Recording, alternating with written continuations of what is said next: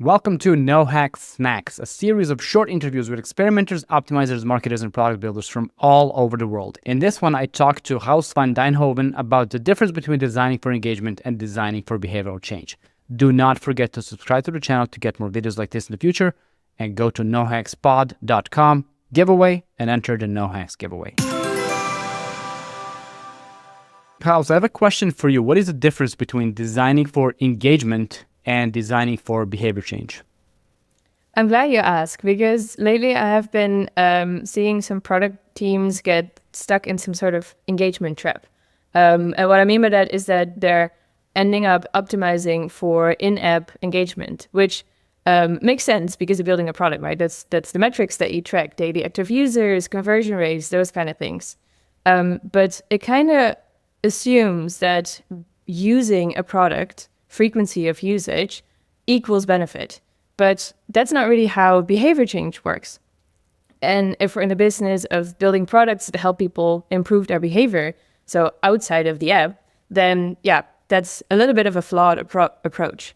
So the difference between designing for engagement or designing for behavior is that when you optimize for engagement, you aim to get people to interact with your product and keep coming back. But so it's really focused on the stuff that happens in the app. But when you design for behavior, you actually want people to go outside of the app and do the thing that they care about, do the behavior that they should do to improve, for example, their health. You said you went for a run earlier. So for example, if you think about a fitness app, people can get, they can engage with the product. They can read the content, they favorite some workouts, they make a plan. But then following through on that plan and actually doing the workout, like actually going for a run, or even if it's a daily walk, that's something that actually helps people to improve their health over time. And that's designing for behavior. So why this matters is that engagement doesn't guarantee the behavior change or behavior outcome that people are aiming for. Right. One thing there, engagement it's something that it's easy to show in a report to your boss and say, we're doing the great things. Like it's super easy to use as a sort of a fake win metric, whatever you want to call it. But behavioral change is really, does it affect long-term growth and long-term success of your app in any way? You're building advocates for your app if they're happy and they're changing their lives. Like, is this the ultimate goal here? I would say so. Like, what is actually the goal of making your product? Well, yeah, you can say I'm making a product because I want to earn money with it. But if your product is actually a fitness app, well, then you kind of have to say that your goal is also to help people improve their fitness, right? And over time, if people are actually getting this benefit from your product, then they will come back, or they will use your product or refer some friends to your product as well. So a happy customer, that's what we want, right? So in the end, yes, you want to optimize for in-app engagement because it is part of building a product. I get that. But there's also something about the actual behavior that you care about. And a useful framework actually to make this a little bit less abstract is thinking about it as little e and big E. And that's a framework introduced by Heather Cole-Lewis and colleagues. And it basically says that little e is the interaction with a product feature or a behavior change intervention, and that the big E is the engagement with the actual behavior. So for example, little e could be a daily check-in, setting a goal, and the big E would then actually be going for a run. So there's two types of engagement, and it's not that one is better than the other, it's that the little e, so the in-app features, are supportive of the big E. So you do need both. But you can't optimize for only little e and just assume that big E will magically happen. Right. You need to design for that as well. So one thing, my background is conversion rate optimization. This is like micro and macro conversion, essentially. You want people to go from the product to the product page first and add to cart, but there's also the big goal of purchase and repeat purchase and all that. Just because someone's adding to cart, like you said, does not mean they're going to end up buying. And how do you design for that step from the little e to big E? Like it's not automatic. It's never going to be automatic. Yeah, no, definitely. That's something that we focus on with a lot of clients. So I would say a few first steps to get you going is to start by really getting your whole team together and clearly identifying and aligning with all of you what is actually the behavior that we care about. What is the behavior that we're trying to design for? And then you can say the ultimate behavior is, for example, or the ultimate outcome is improving your health or improving your fitness levels. And then you can break that down into more actionable steps. So, for example, going for a daily walk or going for a workout a few times a week or so.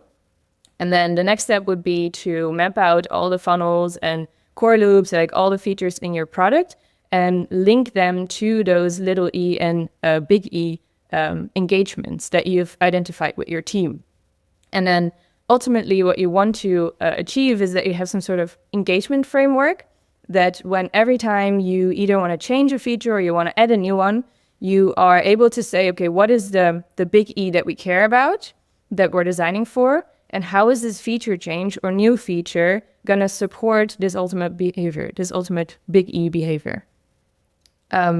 You can go even further and say like, you have the traditional product metrics, but you can also create behavioral metrics. So you can create proxies for the behavior that you want to change. And I always like the example of sleep quality. It's quite hard to measure the actual sleep quality of someone, right? You can't really go into their homes and measure that. But what you can do is take different types of data points and kind of build your case for the behavior change in that way. So you triangulate your data points. You can say self-assessment of what people think about their actual sleep, like how do they feel when they wake up? Could they fall asleep at night or not? You can look at the use of their device. Do they actually use their phone just a few minutes before sleeping or not? Right. And you can see if they're actually interacting with the content in your app. Like if you have an app and you have certain content about sleep hygiene or so, like do people read it, yes or no, and how much time do they spend? And you have 3 different data points, 3 different ways of kind of indicating if the sleep quality is improving, yes or no. And that kind of helps you to build a case for if you're actually working towards a behavioral outcome. Right. I love that. So there's the little E goals and there's the big E goals. Which one do you start with? Is it always best to start with the big E and like your North Star metric almost, and then work your way down? Or can you sometimes start with the small engagement goals and then work your way to the top? I would say start with the big E, because if you're just creating little E engagement features without a goal specifically, then what are you really creating them for? Like you then run the risk of going in all different directions and kind of losing sight of the North Star that you care about. So I would really say go for the big E first and then work your way from there. Right. And the example you talk about is a fitness app. Obviously, this is not just apps. Like this can work with websites, with whatever you're building. You really should, well, if you have users, essentially, you need to know what you want the change in their behavior to be. So how do you start a project working on behavioral change? What is your starting point of that project?